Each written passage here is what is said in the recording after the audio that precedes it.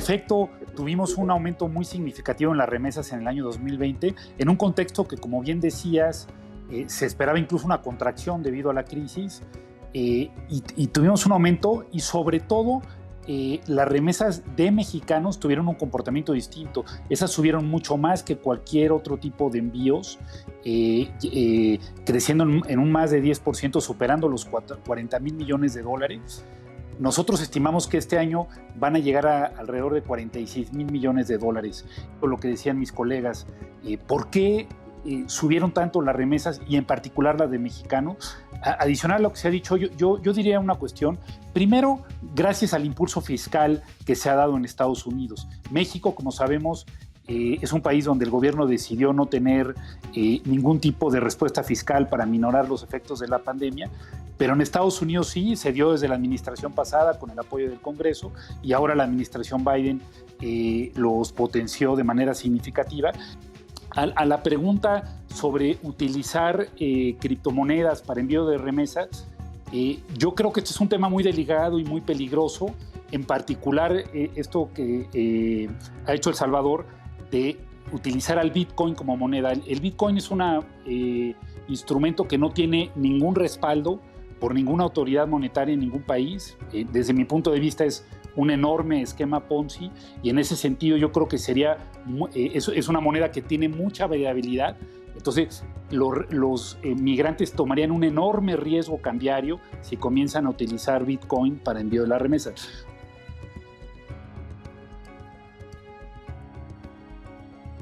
Y nuestros compañeros, nuestros compatriotas que migran a los Estados Unidos se insertan en esos contextos, en ese tipo de sectores, siguieron laborando, y de hecho hubo un reconocimiento de la economía y de los Estados Unidos a la labor que han tenido estos migrantes indocumentados que están en los Estados Unidos y que no recibieron las ayudas que generó el gobierno para el conjunto de la población. Es decir, estuvieron trabajando durante la pandemia, no fueron beneficiarios de los programas sociales de apoyo para resistir en la pandemia, y además no estaban bien preparados. Por eso la gente murió, porque no tenía posibilidades de ir a un hospital, no tenían seguridad social, y se tuvieron que basar en las redes de solidaridad que existen en los Estados Unidos. El año pasado en particular no fue posible que las remesas pudieran tener un efecto más que de sobrevivencia. ¿Por qué? Porque los mercados locales de este lado en México, de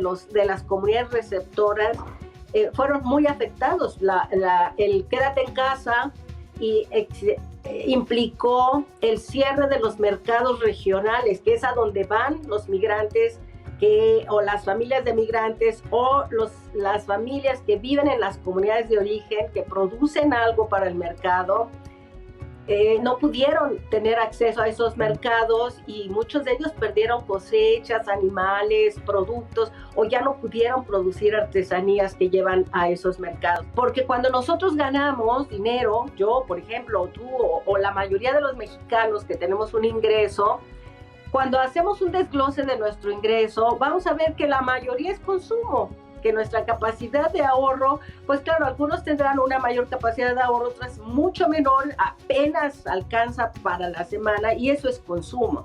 Los migrantes los migrantes que envían dinero, envían para que sus familias, en primer lugar, coman, en segundo lugar, tengan un lugar donde vivir, puedan curar las enfermedades o imprevistos, los niños vayan a la escuela, y si se puede, invierten en comprar casa. Esas son las 5 prioridades de la inversión de remesas, pero que es muy importante, porque mucha de la discusión que ha habido sobre el impacto de las remesas tiende a decir, sí, pero envían y solo la usan en consumo, deberían ahorrarlo, como si los migrantes pudieran decidir el uso de sus recursos inmediatos.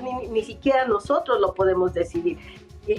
Si yo pudiera tener 10 minutos con él, le mostraría cómo las comunidades de origen pueden transformar su realidad local, el desarrollo local, gracias a la bancarización de remesas convertidas en ahorro migrante a través de microbancos locales, ¿sí?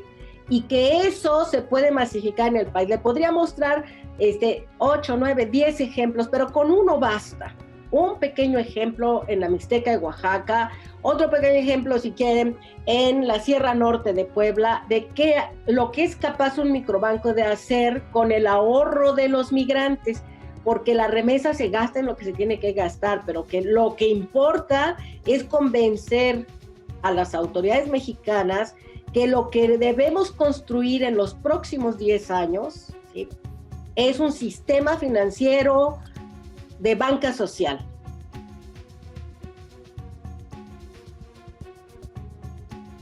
Mira, en términos de impacto hay que entender las remesas como una parte del ingreso total de los hogares que las reciben.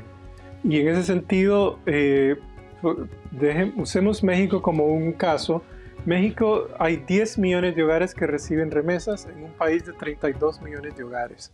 Es decir, hay que entender que la magnitud del rol de este dinero es significativo cuando lo estamos ya midiendo dentro del contexto de los hogares en un país tan grande como México.